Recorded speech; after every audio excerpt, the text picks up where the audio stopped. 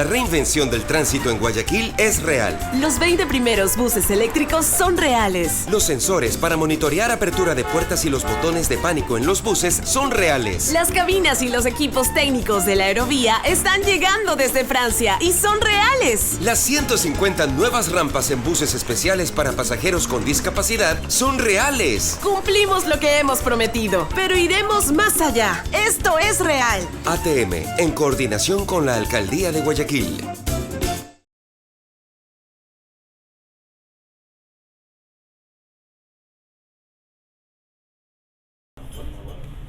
Bienvenidos todos, muy buenos días. Yo soy Anderson Boscán desde Ilbarista en la República y Amazonas. Esto es News & Coffee, el espacio de entrevistas de La Posta para revisar la coyuntura política y la actualidad nacional. Hoy es viernes 15 de febrero del año del Señor 2019, casi 2018.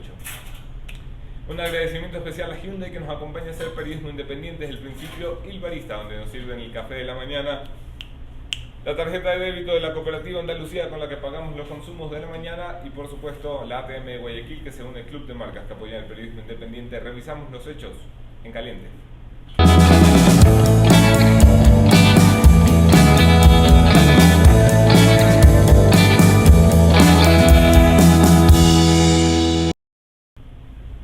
En caliente algunas cosas. Ayer el Contralor Pablo Celi salió a santificar lo que todos sabíamos durante los últimos 11 años, que el Seguro Social fue la gran caja chica de Alianza País, que de allí se fundió el partido de gobierno de forma ilegal. Una glosa de 88 millones de dólares recae sobre funcionarios, algunos de ellos con destitución, pero sobre todo se establecen las responsabilidades por haber utilizado la seguridad social que no le pertenece al gobierno nacional para fondear al partido de gobierno, entonces Alianza País. Ya saldrán muchos a decir que es persecución política. En la Asamblea Nacional, cruzando la calle de la Contraloría, vivimos un espectáculo un poco bochornoso. Vamos, se tenía que ratificar la Asamblea Nacional en cuanto al veto presidencial a la reforma de la Ley de Comunicación que aprobó esta legislatura. La ratificación incluía el polémico artículo 98 de la ley, que básicamente protege un artículo proteccionista para la industria audiovisual. ¿Qué dice el artículo 98? Decía: nuestras productoras audiovisuales son chiquitas y no pueden competir con los productores audiovisuales de otros países, así que todo contenido publicitario debe hacerse en Ecuador para ser transmitido en Ecuador. Era una protección que obligaba a que las empresas y compañías que quieran publicitar en Ecuador contraten a mano de obra ecuatoriana, no muchas veces de la mejor calidad y no muchas veces al mejor precio. Hay posibilidades de que empresas hagan campañas mucho más baratas fuera de este país. La ley los obligaba. El presidente vetó ese artículo de la Ley de Comunicación básicamente para respetar los compromisos que el Ecuador tiene con la Comunidad Andina de Naciones, pero también con las intenciones que tiene el Ecuador de entrar a la Alianza del Pacífico, el gran club de naciones que aspira al progreso y a la libertad de comercio e intercambio. La Asamblea Nacional estaba bastante dividida ayer por la mañana y se esperaba que no hubiese los votos para que fuera ratificado por parte de la Asamblea el artículo 98. Misteriosa y mágicamente aparecieron los votos y de sobra. Mucho más de los 91 requeridos, llegó hasta 106 para ratificarse en el artículo 98 y dejarlo tal y como estaba antes del veto presidencial, esto es, en el proteccionismo. Y los votos, aquí viene la sorpresa, los puso la bancada de Creo, la bancada del Partido Social Cristiano y la bancada de Suma, tres bancadas que se han rasgado las vestiduras, se han abierto el pecho para defender la libertad de empresa, la competencia y el libre intercambio. Pues ayer poquísimo, solamente discurso. Y mientras esto sucede en el país, esta mañana hago una pausa en la coyuntura básica de estos programas que va entre la economía en catástrofe y la corrupción en alza, para dar un espacio a una persona a la que respeto y admiro y tengo el gusto de conocer esta mañana. Hablo por supuesto del escritor y abogado Óscar Vela, quien contribuye regularmente para Diario del Comercio, autor de 6 novelas ya, Óscar, 6 novelas Y hablamos esta mañana sobre un caso que debería preocupar al Estado ecuatoriano y ha estado en el olvido. Hablo, por supuesto, del caso de Nelson Serrano. Quédense en la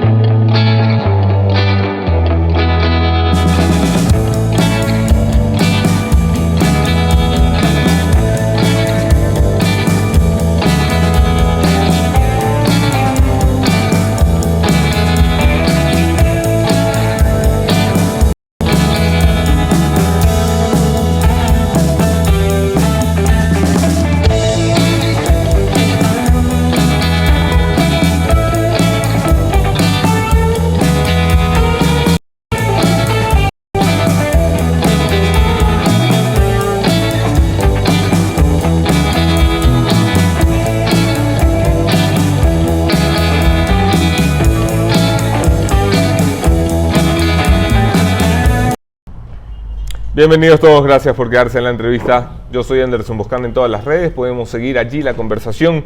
Gracias especialmente a los que comparten nuestros contenidos, que son las personas a las que quiero más que a las que no comparten. Y gracias, Oscar Vela, por estar aquí esta mañana. A ti, Anderson. Bienvenido. Gracias. Qué gusto ponerte cara por fin. Miembro de la Real Academia de la Lengua Española, voy a tratar de moderar el uso del lenguaje en esta entrevista. Gracias, muchas gracias, Anderson. Oye, ¿cómo se siente eso? Cuando la gente habla contigo, tiene que tener un poco de miedo de decir... No. ¿Hubieron o vainas así? El hubieron, que es el clásico acá. No, la verdad es que además todos cometemos errores en el uso del lenguaje, siempre es normal, ¿no? Es lo usual. La academia ayuda, digamos, precisamente al buen uso, al correcto uso del idioma y a mantener en definitiva actualizado el diccionario de la RAE, sobre todo. Y antes de entrar en materia con el tema que he prometido que conversemos, ¿cómo te paras dentro del debate al interior de la Real Academia en todos los países del uso de los femeninos con la nueva ola de la equidad de género? No comparto todos y todas, por ejemplo. No comparto bajo ninguna circunstancia el llamado lenguaje inclusivo. De hecho, en la RAE prácticamente no hay discusión alrededor de esto. Está absolutamente negada y rechazada la posibilidad del lenguaje inclusivo. Desde siempre el lenguaje se usa con el género determinado y el neutral para el caso del público en general. Entonces está negado, no hay tal debate. No hay debate ni polémica. Dentro de la RAE no, en absoluto. En la Academia de la Lengua hoy no hay ese debate, fue rechazada la posibilidad y entonces yo la verdad no lo uso. Me siento más tranquilo entonces. Sí. Por ahora estamos bien. ¿Me pueden confirmar si el audio está funcionando bien? Porque tenía un par de comentarios, sí. Me disculpan porque al parecer teníamos un pequeño problema de audio al inicio del programa. Gracias Boris Mantilla y Claudia García por el aviso. Nelson Serrano. Esta debe ser una de las historias más jodidamente impresionantes que he podido mirar como periodista. No la he seguido como periodista. Te contaba antes de iniciar la entrevista que la primera vez que escucho esto lo vi, yo estaba en mi casa, un muchachito viendo televisión.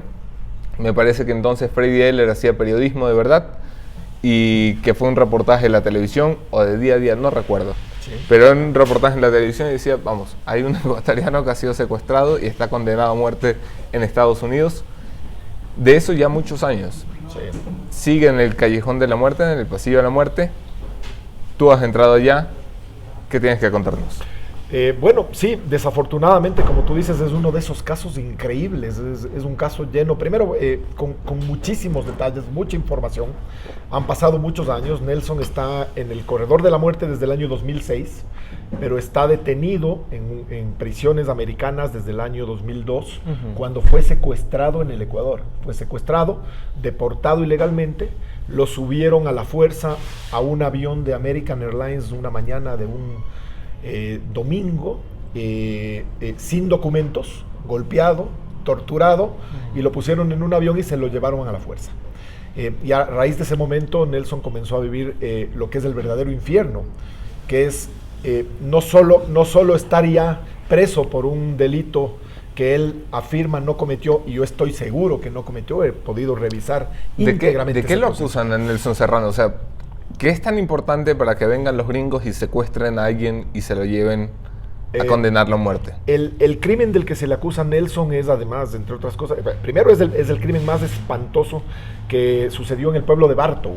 Bartow es un pueblito muy pequeño en la zona norte de la Florida, de los Estados Unidos. Solamente para poner en contexto, porque es importantísimo el tema. Es una zona de clase media-baja, esencialmente, de gente americana, una zona que históricamente fue vinculada siempre al Ku Klux Klan. Okay. Muy xenófoba, muy racista, con unas estadísticas escandalosas respecto a la condena a gente negra y a gente latina, especialmente. Trump tiene que haber barrido, ¿no? Absolutamente, obvio. Claro, esa es la zona. Y en ese contexto se le acusa del peor crimen que pasó en esta ciudad, la muerte de 4 personas en una empresa, en una fábrica, digamos, de la cual Nelson era uno de los socios, uno de los 3 socios. En ese crimen murió uno de los socios, un americano, y murieron el hijo, el yerno y la hija del otro socio, un italiano. ¿Murieron o fueron asesinados? Asesinados. Okay. Asesinados. Es un crimen, prácticamente los ejecutaron. Se demostró dentro de ese proceso. Nelson vivía en Estados Unidos, tenía una empresa, sucede el crimen. ¿Qué hacía él en Ecuador? ¿Estaba huyendo de la justicia? No, estaba... él al Ecuador llega recién en el año 2000. El crimen sucede en el año 97. Unos meses antes de este crimen, 7 meses antes exactamente, Nelson y su hijo, que también trabajaba allí, Francisco, que es quien se ha hecho cargo de todo este proceso y de ayudar a su padre, descubren que hay un faltante de dinero importante en la empresa, muy importante. Se produjo una pelea entonces, una discusión de socios. Nelson y su hijo salieron de la empresa y les iniciaron a los otros 2 socios, al italiano y al americano, les iniciaron un proceso legal civil, digamos, para determinar el monto que se había extraviado de la empresa. Ese es el antecedente inicial, digamos, de todo esto. 7 meses después, cuando ya Nelson no era parte de esta empresa, él ya no tenía vínculos societarios con ellos, seguía sin embargo el juicio civil que te comento. Se producen los crímenes. Mueren estas 4 personas. Él se convierte en sospechoso por tendría un motivo para. Exacto, dicen, se alegó en aquel momento y luego en el proceso el fiscal dijo que el principal sospechoso era Nelson Serrano porque él tenía teóricamente un motivo. Y si tú hurgas un poquito en el proceso te das cuenta que no había motivo para Nelson respecto de ese crimen. Nelson no tenía un motivo. Había eventualmente otras personas que sí tenían motivos y son parte de las teorías que han acompañado este caso hasta hoy. Ok, vamos a ir revisando el caso poco a poco, pero antes quiero saber qué haces tú aquí. Quiero decir, ¿cómo terminas tú involucrado en un caso del que ya nadie habla, en un caso que ha sido olvidado no solo por el Estado ecuatoriano, sino por la prensa ecuatoriana, por el activismo ecuatoriano? ¿En qué momento te terminas tú conectando con la historia de Nelson Serrano? Mira, me involucré hace aproximadamente un año, quizá algo más, porque precisamente por eso, porque en algún momento tuve la oportunidad de ver un documental que hizo Janedy Nostroza hace algunos años sobre este caso, en el que desvirtuaba, de alguna forma, un documental muy bien hecho además, en el que desvirtuaba la culpabilidad de Nelson Serrano. Comprobaba que era absolutamente imposible, algo que en el proceso se demostró con pruebas fehacientes, y es que Nelson no estaba ni estuvo cerca siquiera del lugar del crimen. Nelson estaba en Atlanta en aquel momento. Y esto se demostró con cámaras de televisión, con imágenes de él en un hotel en Atlanta, etc. Atlanta queda a 800 kilómetros aproximadamente de este lugar. Entonces, la teoría del crimen era muy, muy elaborada, por decirlo menos, de parte del fiscal. Cuando vi ese documental, cuando comencé a investigar y me encontré con un amigo, pariente de Nelson Serrano aquí, y me contó este tema, decidí escribir primero un artículo, luego escribí otro más en la prensa sobre esto, y en algún momento me involucré también como abogado para ayudarles de alguna forma a ver qué más se podía hacer aquí en el Ecuador respecto de este caso, porque se había dejado de hacer lo que en mi opinión se debió haber hecho en el año 2009, acá en el Ecuador. En el gobierno de Correa, cuando ya se determinó que el proceso de deportación, aquel que te menciono, era nulo absolutamente, se declaró la nulidad de ese proceso y se determinó además en la Comisión Interamericana de Derechos Humanos y en el Ecuador que había sido secuestrado, que un ciudadano ecuatoriano había sido secuestrado en su país, en Quito, y había sido llevado de forma ilegal a los Estados Unidos para ser enjuiciado. Entonces, ahí me involucré. ¿Cómo fue ese? O sea, ¿cómo aparece alguien en un avión de American Airlines sin documentos y termina en Estados Unidos para enfrentar una pena de muerte? Porque aquí, vamos, que aquí tiene que haber habido muchas manitos amigas, ¿no? Tiene que haber habido muchas manos que ayudaron a ese proceso. Sí, por supuesto. Y fíjate, no hay, en esto además hay una serie de testimonios. En el proceso mismo, tanto el fiscal como el detective Tommy Ray, que condujo el proceso acá de secuestro de Nelson Serrano, afirmaron dentro del proceso americano que acá se sobornó a policías ecuatorianos, que se les pagó, además se jactaban de esto y se reían de esto, que se les pagó $1 la hora de trabajo. Eran unos policías que no estaban en activo en ese momento, se los contrató para realizar este procedimiento inusual, oscuro, evidentemente delictivo, de secuestrarle al ciudadano ecuatoriano con la ayuda de básicamente tres personas que vinieron de los Estados Unidos, este detective más 2 agentes del FBI. Con estos policías que le encontraron a Nelson Serrano en un restaurante, lo metieron en una camioneta y se lo llevaron. Aproximadamente en 2 horas, esto fue a las 3:30 de la tarde de un día sábado, en 2 horas se le realizó un proceso sumarísimo de deportación. Se le ocultaron evidentemente sus documentos ecuatorianos que los llevaba en la billetera. Esa billetera nunca volvió a aparecer con esos documentos. Se dijo que él era estadounidense, cosa que era cierta además porque él tenía las 2 nacionalidades. Se dijo que era estadounidense, que no era ecuatoriano. Se mintió en el proceso de deportación, que es un proceso voluminoso que tengo acá, porque allí se dijo que él había entrado al Ecuador en el año 2000, 2 años antes de esto, porque él ya vivía en el Ecuador 2 años, que había entrado al Ecuador en el año 2000 con un pasaporte americano y con una visa de turista falso. Él entró, como consta en ese proceso, claramente además, en el movimiento migratorio correspondiente, él entró vía Colombia con su pasaporte ecuatoriano como ecuatoriano, que era, ya para residir en el Ecuador a partir del año 2000. Él residía formalmente aquí en el año 2000. Y la pregunta es, ¿cómo lo subieron? Luego de ese proceso sumarísimo de deportación, sábado 6 de la tarde aproximadamente, se lo llevan al antiguo aeropuerto de Quito, y con la complicidad de estos policías le encierran en una jaula de perros, en estos kennels que se llaman, le encierran en una jaula de perros para que nadie lo pueda encontrar. Su familia evidentemente lo buscaba. Madre mía. Y trataban de encontrarlo. Esto era un sábado, no era fácil, pero intentaron buscarlo por todo lado. Entonces le encerraron en una jaula de perros y allí lo mantuvieron durante la noche. Ahí Nelson afirma que fue golpeado, torturado, etcétera. De hecho, subió sangrando al avión en la mañana de ese domingo. ¿Cómo sube al avión? Porque es además extrañísimo, sin documentos y sin nada. Acompañado por estos agentes del FBI, por el famoso detective Tommy Ray, le conducen al avión y le comienzan a subir por la escalinata. Las azafatas, que se dan cuenta en ese momento de que este señor está primero sangrando, está esposado y además está gritando que le están secuestrando, las azafatas detienen ese embarque y le dicen: un momento, el señor no puede subir, ¿qué está pasando aquí? Queremos saber qué está pasando. Se detuvo por unos minutos el embarque de Nelson a ese avión, hasta que los policías estos, más los agentes del FBI, conversaron con el piloto. Y luego de esa conversación, nadie sabe qué sucedió allí, le subieron al avión sin un solo documento, sin un solo papel. Lo sentaron en un asiento. Nelson no recuerda muy bien, y esta parte yo asumo que estaba de alguna forma dopado, y aterrizó en Miami 4 horas después, para ser llevado hasta el día de hoy a una prisión. Tu última columna en Diario El Comercio de la ciudad de Quito, El infierno se titula, pone sobre la mesa la necesidad de que el Estado ecuatoriano haga por primera vez lo que no ha hecho en 17 años. Hacerse presente, hacerse cargo de uno de sus ciudadanos que fue secuestrado de territorio ecuatoriano, donde tenía que estar protegido por el Estado ecuatoriano, y del que se ha desentendido como si fuera cualquier cosa, como de aquí se han llevado una camiseta.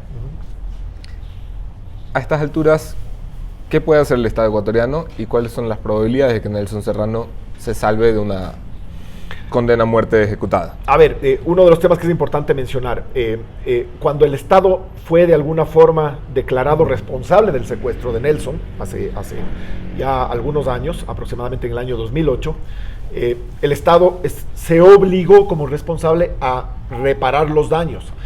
La reparación podía venir de distintas formas. Una de ellas era ayudarle, asistirle con los abogados americanos que él necesitaba para su defensa. Ya para ese momento era demasiado tarde, lo que ya había sucedido, todo lo que tenía que suceder, y había sido condenado a pena de muerte por una ineficiente o negligente también defensa de sus abogados. Entonces el Estado desde ese momento se ha hecho cargo de pagarle, de cubrir ciertos costos de abogados hasta el día de hoy. Especialmente en este gobierno le han puesto mucho énfasis y están preocupados por la situación, y de hecho se contrataron otros abogados para un recurso que está pendiente ahora en los Estados Unidos, que se llama de resentencia. Se determinó en algún momento que había 300 casos de nulidad en la Florida, en el estado de la Florida, en la Corte Suprema de la Florida, respecto de la pena de muerte. Uno de esos casos era el de Nelson. Y por esa nulidad, al dictar sentencias de pena de muerte con violaciones de derechos constitucionales, se van a resentenciar ciertos casos. Okay. Sin embargo, esa resentencia lo único que va a hacer es mantenerlo como culpable, quitarle la pena de muerte eventualmente si es que es exitoso ese recurso, y ponerle en prisión perpetua. Algo que ni Nelson, ni su familia, ni ninguna de las personas que estamos al lado de él queremos, porque todos los que estamos junto a él creemos que es inocente. Y entonces, es la única vía jurídica que hay, Oscar. La única la única posibilidad de éxito es que en lugar de matarlo lo condenen a morir en prisión. Respecto de ese recurso en los Estados Unidos hoy. Entonces, ¿cuál es la otra alternativa que queda? Y es probablemente la última que queda hoy. Es algo que el Estado debió haber hecho en su momento, en el año 2008, 2009, y que es lo que queremos que hoy nos ayude el gobierno de Lenín Moreno. Y es presentar formalmente algo que nunca se hizo: la demanda del Estado ecuatoriano contra el Estado americano ante la Corte Internacional de Justicia de la Haya, por la violación de varios tratados internacionales suscritos entre ambos países, también un tratado multilateral, primero en el secuestro de Nelson Serrano.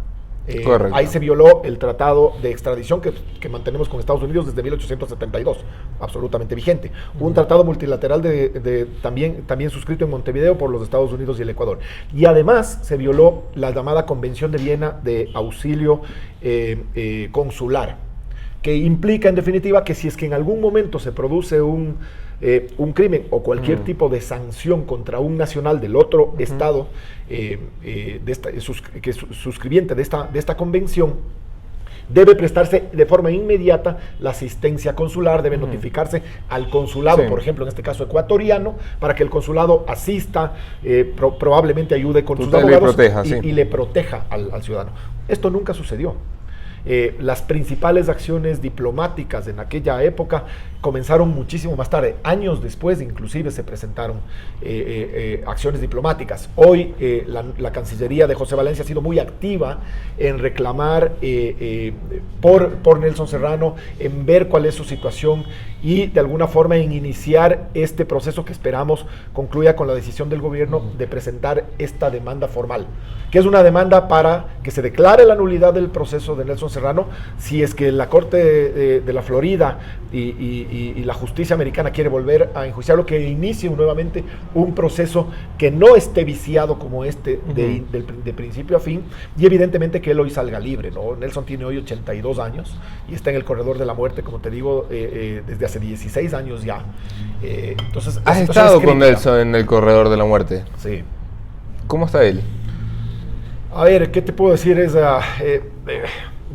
Es difícil, es un hombre muy fuerte, me sorprendió su fortaleza física y también emocional. Es un hombre que te inspira mucho respeto y que te inspira mucha confianza, pero evidentemente está perdiendo las esperanzas. Es un hombre que no quiere mostrarse abatido, pero que internamente sabe que es probable que nunca más vuelva a ver la luz del sol, por poner de alguna forma un ejemplo, porque él vive encerrado en una celda unipersonal en el corredor de la muerte.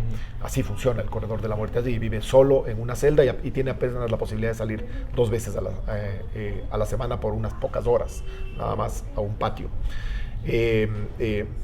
Él es fuerte, pero de alguna forma, como contaba yo en el artículo, está resignado probablemente a que nadie le pueda ya ayudar. Y parece una tontería lo que voy a preguntar, pero él quiere salir. Sí. A estas alturas, 82 años, 17 años de su vida perdidos en una prisión. Por supuesto. ¿Tiene ganas? Por supuesto. Tiene muchas ganas, sobre todo de que se reivindique su nombre, de que se le declare inocente en algún momento en un proceso justo, porque su proceso fue absolutamente viciado. Se ocultaron pruebas, Anderson, en ese proceso, innumerables. Se desecharon los testimonios básicos que determinaban que Nelson no estuvo en la escena del crimen y por el contrario, que hubo otras personas. Se ocultaron las pruebas esenciales de un guante que se encuentra en la escena del crimen con el ADN del asesino, de una de las personas que dispara una de las dos armas. Esa prueba concluyente de que ahí había más personas, de que probablemente fue un sicariato y de que Nelson Serrano no había una sola huella en esa escena del crimen de Nelson Serrano, ni un cabello, ni una gota de sangre, nada en absoluto. Esa prueba también se desechó. ¿Por qué? Porque no ayudaba a la teoría del fiscal. La teoría del fiscal, que era absolutamente extraña, forzada, tú más o menos te recuerdas del caso, era la teoría de que Nelson Serrano hizo todo esto en unas pocas horas, tomando 2 vuelos desde Atlanta a Orlando, de Orlando a Tampa, alquiló un auto, llegó a la escena del crimen, teóricamente entró, no tenía llaves además de esa empresa, él ya no era parte de esa empresa, entró, ejecutó a las 3 primeras personas, luego mató a la chica que acababa de llegar en ese momento a la empresa, regresó, dejó un auto para volver a aparecer en las cámaras que le filmaban en el hotel de Atlanta en ese momento aproximadamente a las 9:30 de la noche. Todo esto en poquísimas horas, algo imposible de lograr, como Yanedi Nostroza demostró en su documental y como quedó demostrado en el extensísimo expediente judicial de Nelson allí, porque si hay algo injusto en todo esto y hay algo que debe llamar la atención de todos nosotros acá, es que le condenaron sin una sola prueba concluyente de que él hubiera estado siquiera en la escena del crimen. ¿Cuál es el motivo que mueve un sistema de justicia como este a condenar a un hombre sin pruebas?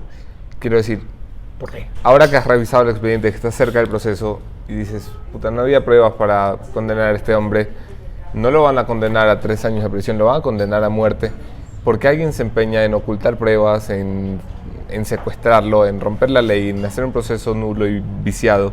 ¿Por qué? Para mí el motivo esencial luego de revisar, no es mi teoría, hay mucha gente que piensa lo mismo y basta revisar el proceso. El sistema de justicia americano, que parecería o nos venden como que fuera infalible, no hay sistema de justicia infalible evidentemente, todos cometemos errores, en todos hay corrupción. Este sistema de justicia, en el año 97 cuando se producen los crímenes, transcurre 3 años de investigaciones y determinan que no hay ninguna posibilidad de encontrar un responsable del crimen. No hay una sola prueba respecto de esto. Sin embargo, y aquí viene el tema, el componente político y de corrupción, como digo yo, tanto el fiscal como la gente relacionada con la justicia son elegidos por votación popular. Sí. El fiscal Wallace y el detective Ray debían, el detective Ray ya había sido removido del cargo por no encontrar a los responsables del crimen. El fiscal Wallace iba a perder las elecciones, la reelección, la posibilidad de reelegirse por no encontrar al responsable del crimen más espantoso de Bartow en ese año 97. Transcurren 3 años, para eso Nelson ya estaba viviendo en el Ecuador, y milagrosamente aparece una prueba que vincularía o que vinculaba supuestamente a Nelson Serrano en ese crimen teóricamente.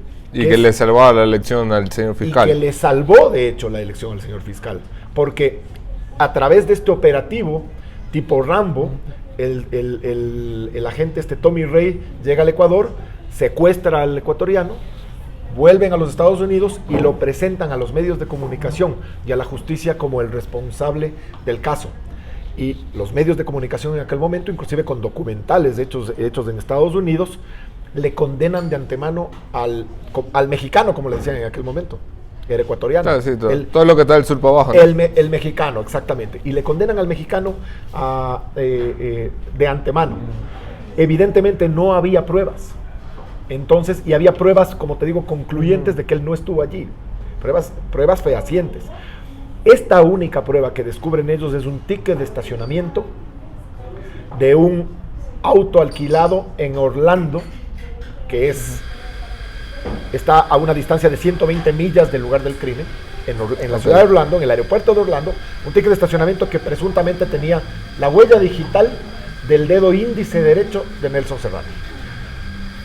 Nos hemos preguntado muchas veces, y también se preguntaron los abogados y cuestionaron muchas veces, ¿dónde está el ¿cómo pulgar? tomas tú? Primero, asumamos que efectivamente es esa huella digital, porque 3 personas que determinaron que investigaron este tema de la huella digital, 2 dijeron que sí, que era la huella. Otro dijo que bajo ninguna circunstancia podía determinarse que era la huella de Nelson Serrano. Pero digamos que efectivamente era. ¿Cómo tomas tú un ticket de estacionamiento con el dedo índice sin tomarlo con el pulgar? No hay otra huella allí en ese ticket de nadie más, ni del tipo que recibe los tickets, de nadie.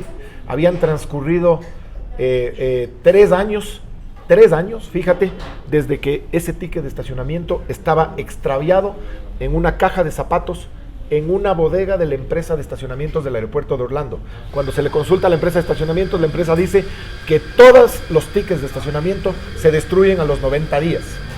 A los 3 años, después de haberse inundado 2 veces la bodega en los últimos meses y destruido todo lo que había en esa bodega, a los 3 años, este Rambo, como digo yo, Tommy Ray, descubre milagrosamente en una caja de zapatos el ticket exacto del auto que presuntamente habría alquilado Nelson Serrano, que tampoco se les llega a demostrar que le alquila, porque no hay una sola cámara de televisión que le sitúe a él, ni en el aeropuerto de Atlanta, ni en el aeropuerto de Tampa, ni en Orlando, ni en el sitio de los automóviles, ni en el lugar del crimen, ni en la calle, ni en los peajes, en ninguna parte del mundo.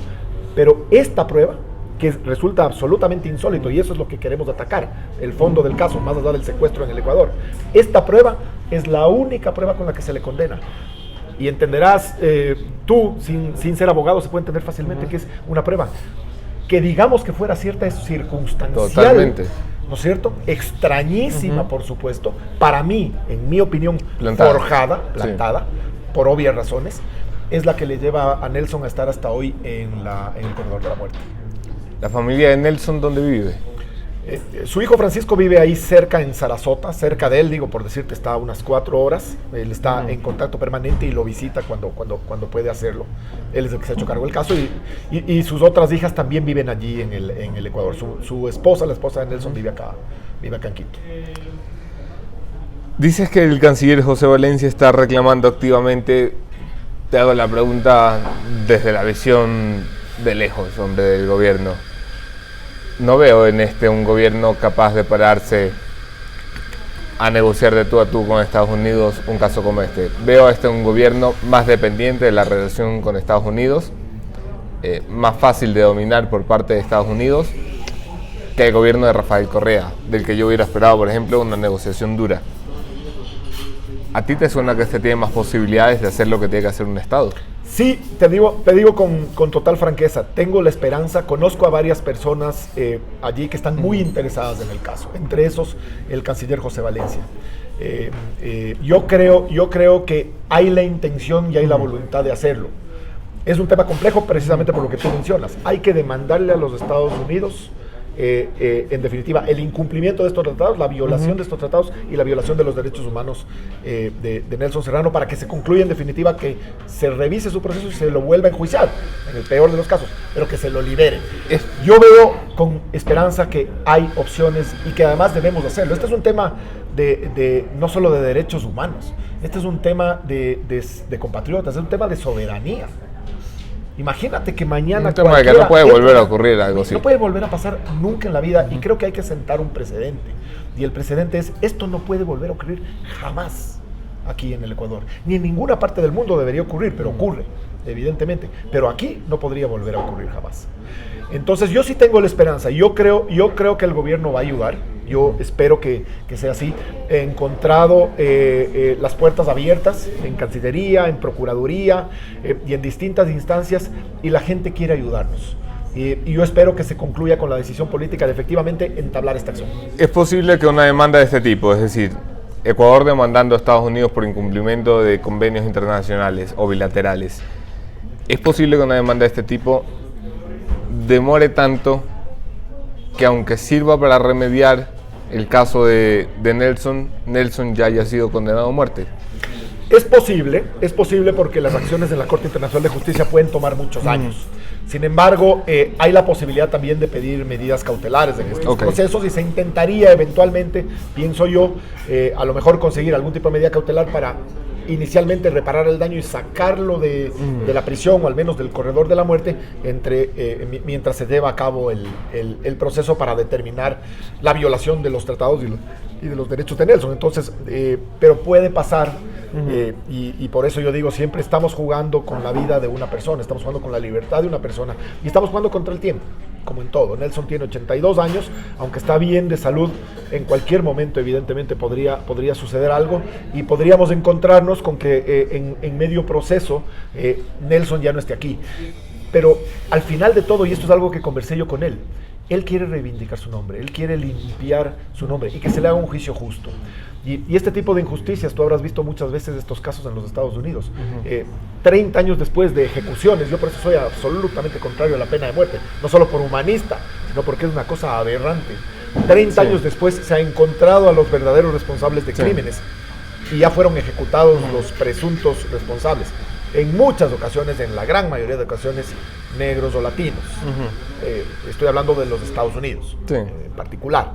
Entonces, yo espero que esto no suceda. Evidentemente jugamos contra el tiempo y por eso es que queremos de alguna forma que nos ayude el gobierno lo antes posible. Hay que tratar de ayudarle a Nelson y de ayudarnos a nosotros mismos para limpiar su nombre. Recta final de la conversación con el abogado y escritor Oscar Vela, que ha estado hablando aquí el 90% del tiempo en calidad de abogado. Todavía no habla en calidad de escritor. Esta es,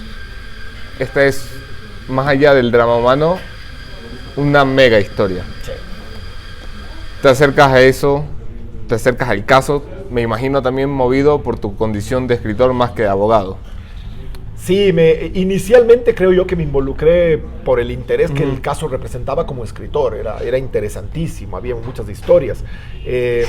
Luego me termino involucrando como abogado y al final del día, esto es algo que ya lo he conversado con Nelson, creo que escribiré la novela de su caso y escribiré la novela de su vida, porque vale la pena contar esta historia, es una historia que vale la pena, además de una historia de no ficción, que parece ficción. Bueno, es no ficción. No sería la primera vez que te acercas a la no ficción y la conviertes en ficción, si me permites. Tienes sobre la mesa Náufragos en Tierra, una novela publicada en 2017 de la aventura de uno de los tripulantes del Granma que se embarcaron a liberar Cuba de las manos del señor Batista. Es una historia que parte de una historia que te desconfiada, de la historia real de uno de los tripulantes que va a la liberación de Cuba. Me suena tan gracioso decir la liberación de Cuba. Sí, porque además es una novela sobre la libertad. Claro. Que es curiosísimo. Pero no la tratas desde la no ficción, la conviertes en novela. La convierto en novela precisamente porque yo siempre he escrito sobre algo de ficción. Cuando me encontré con César, que es un personaje fascinante, que vive todavía, tiene 101 años, fíjate este hombre, uno de los expedicionarios, de los revolucionarios, y me contó su historia y me permitió escribir sobre ella. Utilicé de alguna forma un recurso, utilicé a un periodista de ficción para poder entablar esta conversación y situarme en la Cuba de aquellos años y en esta revolución cubana que nació como y esa es esencialmente la novela, que nació como una revolución liberal, independentista. Claro, ninguno era comunista.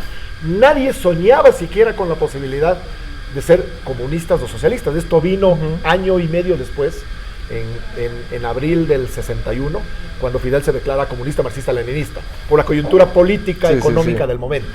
Guerra Fría, el contexto de Guerra Fría, y la ayuda que ya le había brindado por debajo Nikita Khrushchev, los soviéticos, a Cuba.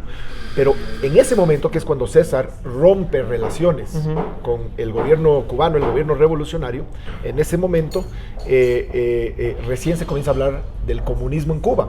Y a nosotros todos nos vendieron siempre la historia de que la revolución cubana era una revolución comunista.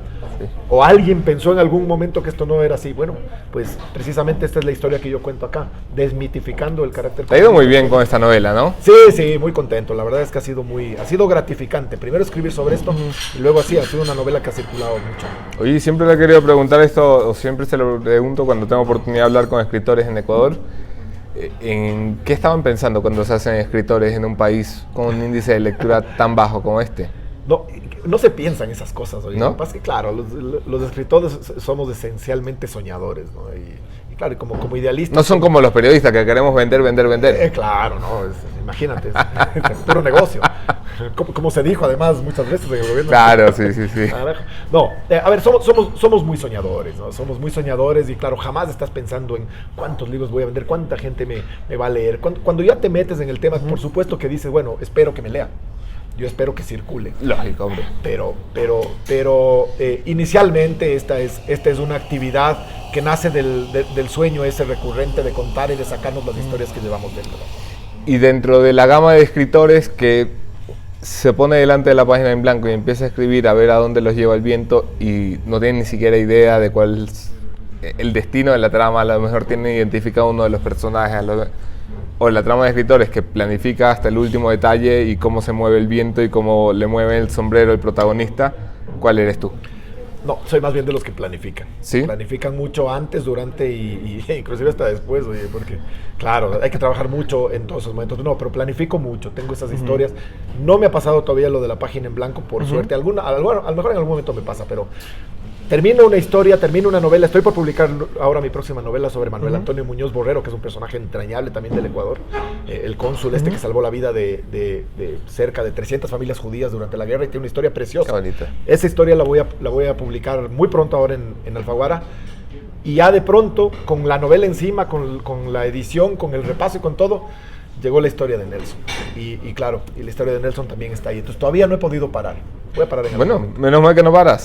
Óscar Vela, Gracias, un gusto conversar contigo, un gusto que nos hayan acompañado en una conversación un poco más larga de lo habitual. Gracias por estar aquí.